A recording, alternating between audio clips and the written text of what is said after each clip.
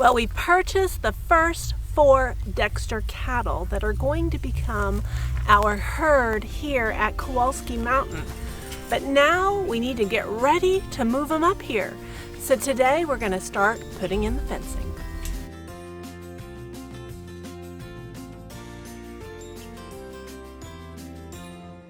Hey friends, it's Barbara Sue and Philip here at Kowalski Mountain, and today we are at the homestead on our summer workcation, and we are starting to prepare to move our Dexter cattle to the homestead. If you remember, we purchased 4. We have our bull, who is Prince, we have Eleanor and Kiana, and also Meg, and those will be the first cattle that live here at Kowalski Mountain. Now today, on this beautiful summer day, we're going to start putting in the fencing, so come along. Because then we have the ability to get into this paddock, but once we're in, now we have a double fence going that way. My original plan, if you're looking at it, you're not on it, I can't see it.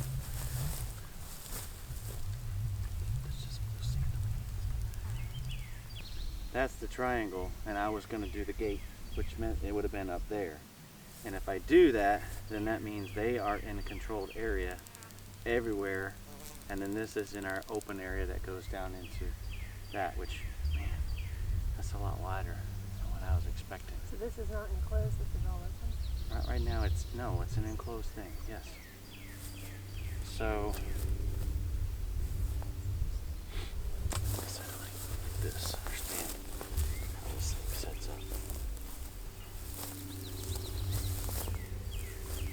But if we just take that and put that up there,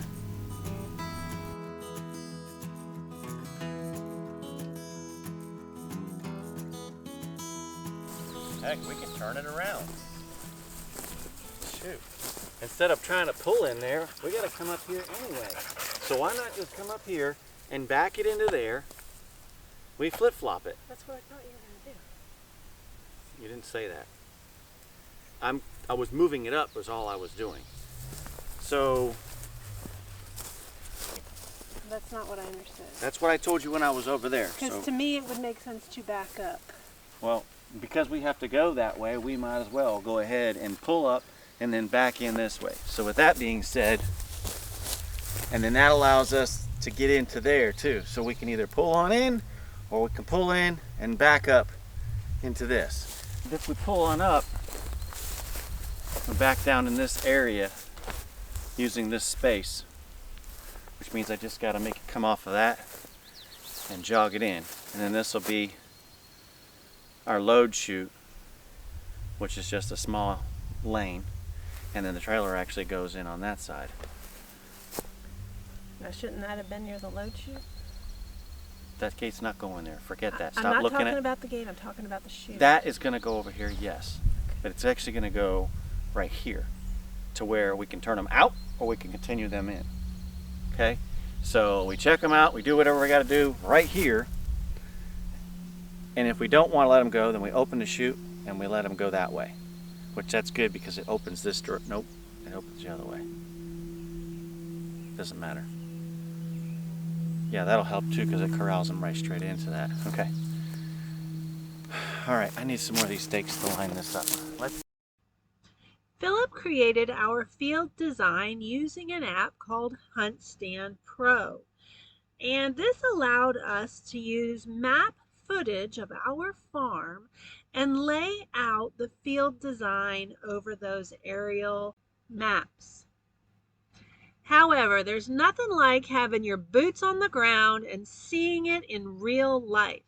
Together, we made some adjustments to the plan that best fit our needs on the farm. Now that we have a solid plan, it's time to get to work and put posts in the ground.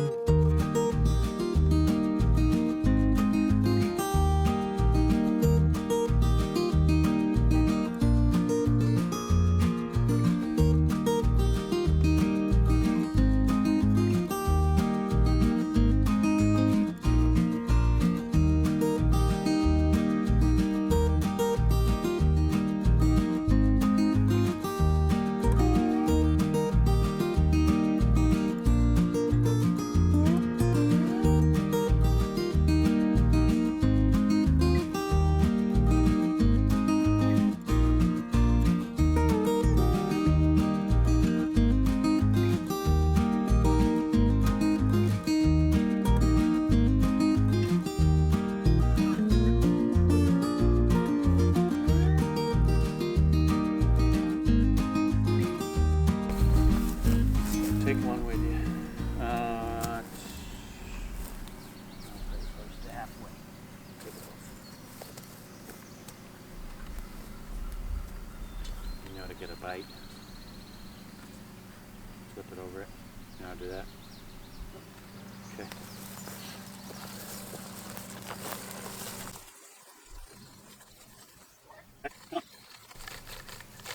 Getting close, getting close, getting close. Ain't got much more. Easy.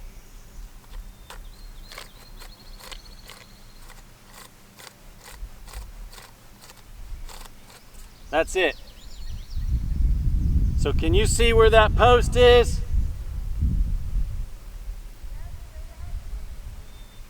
Babe, you gotta move over though. Right there. Now where's that post at? Point at it. Tell you what, stake that in the ground.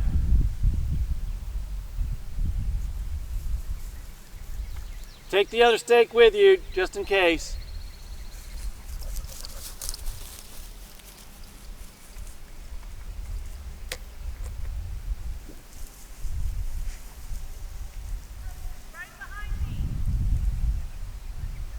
Oh, wow.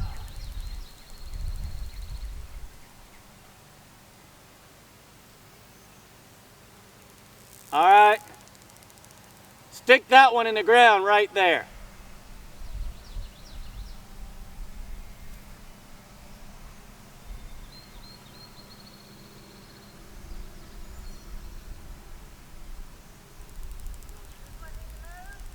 Hold on, let me tie this off. Yeah, you're gonna move towards the wood line. All right. Wait. Come back a little. Whoop. Why is it? Pull it tight. It's leaning on me. Hold on, where the heck you at? I lost where that other pole is. I can't even see the other pole. That's why I had you. Can you see it? Stick it in the ground and go straight to it this time. Don't go roundabout.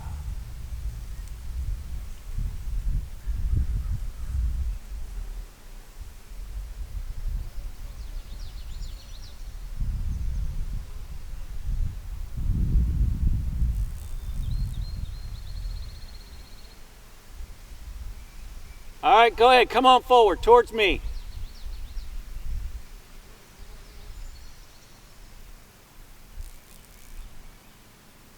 Keep coming to your pole. Got to move it to your left, like 6 inches. Just move the top. Whoop. Right, little bit. Tight. Right there.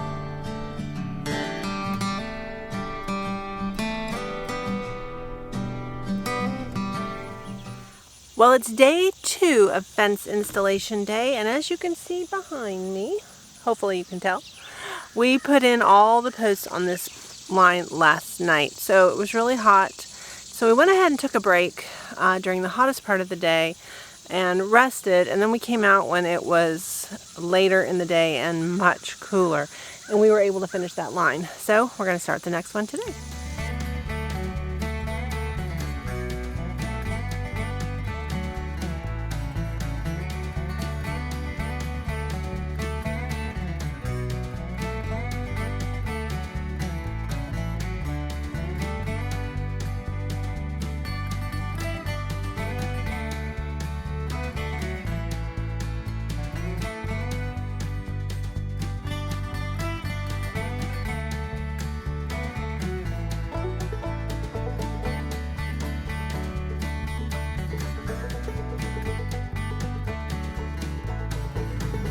Well, friends, it's the end of day 2, and we have gotten another line of fence poles in. Now, right behind me, Seeing that marking paint. we need to move the chute to a new position, so we're going to do that next.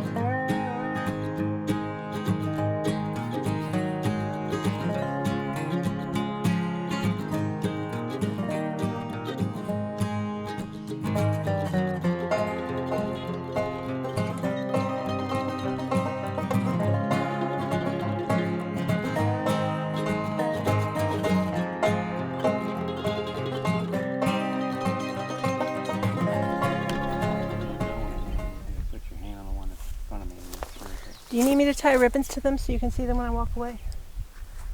No. I only have 3 that are up right now that I'm looking at. Right here. Put your hand on this one.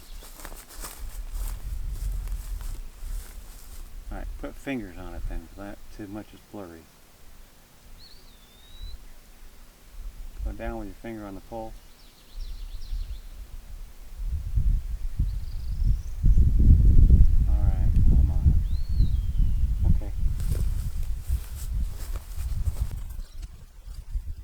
That's not it, is it? Which one did you hammer in? This one.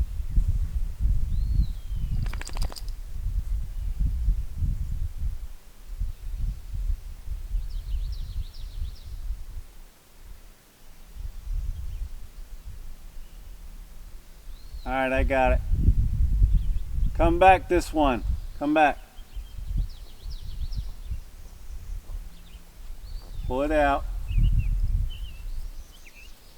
Pull it out.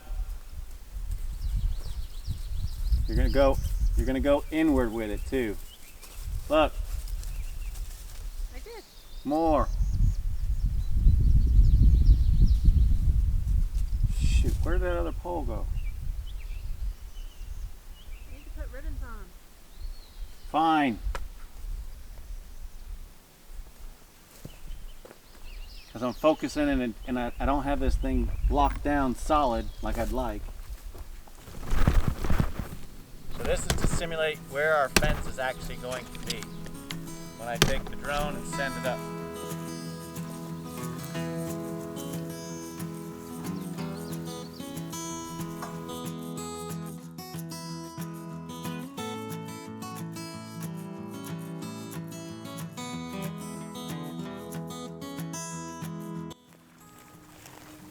All right, we are on day 3 and we have finished all of the posts. I will give you a count of those later. And next we're going to start putting fencing on the corral.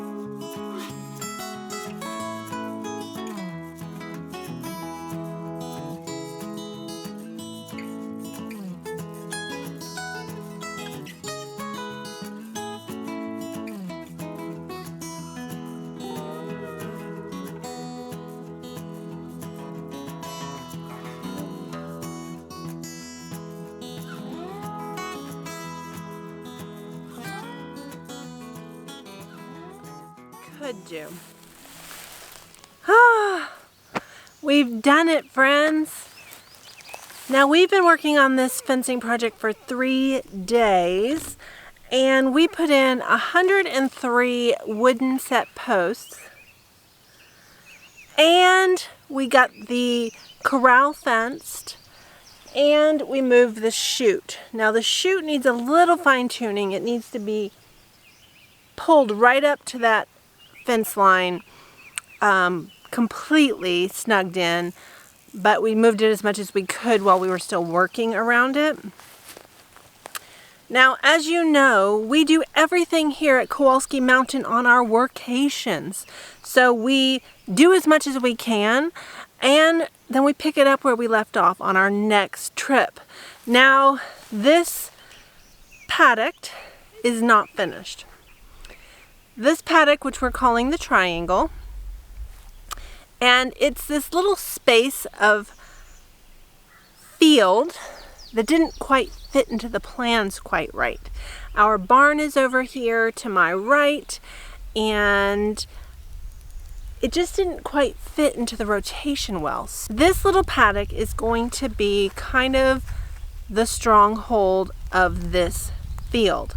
Now our end goal is to have areas for rotational grazing, and that means the entire perimeter of this field has to be solidly fenced. However, our goal for now is to have a solid area to put our cows for now. And so we have a corral that has our loading chute. So that was first part of the agenda. Second part is that this triangle is going to be solidly fenced. Now my argument to Philip, he wanted to put a little less wire on this paddock, and I insisted that this triangle paddock needs to be well secured. We're going to bring up those 4 Dexters, and they're really going to meet Prince on the trip up. Prince is on a separate piece of property where we purchased him from. And our 3 ladies are on a piece of property where we purchased them, and they already live in a herd. But they're going to meet Prince for the very first time, and we're going to travel over 700 miles with those cows, and we're going to just put them in this field together. I wanted this field to be solid, and so that is my argument for solidly fencing this paddock. It is our place for new animals to get settled on the farm. It is our area where we might need to wean calves. They're going to need a secure place to be where they can't get to their mamas. This field will be that. Maybe we have someone who's not doing well. This is going to be the secure paddock that is going to be close to the house. The house is going to be right here behind me. So it's going to be close to the house, close to the barn, and it's a little bit more fortified of a structure. Now when I show you the aerial photographs, which are coming up next, this is just a sliver of the field. A sliver, which was honestly a little discouraging as hard as we've worked on it. It is a sliver of our pasture. It will be a solid little sliver. Let's go ahead and look at those aerial shots.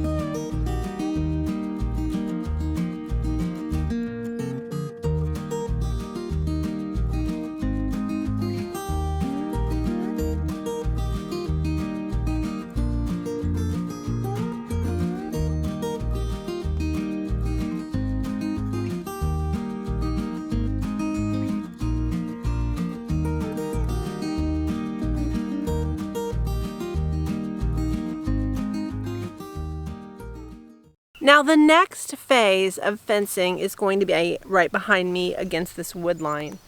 Our pastures are going to go into the wood line just a bit. As we head into this wood line behind us, it starts to go down the hill. Now we're not going to go down all the way, just a portion of that. But our winter paddock, which is really a sacrificial pasture, is going to be this back area. And it's not going to be a huge area because we know during winter we're going to be feeding hay. So the goal is to keep them in the winter paddocked and to let the rest of the pastures grow. And that way, when spring finally does come, those pastures will have some time to rejuvenate and be ready to put the cows on it. Now, when we look at the overall plan of our rotational grazing, the final piece of fencing for this pasture will be to do this entire field. And I'll show you the aerials of that.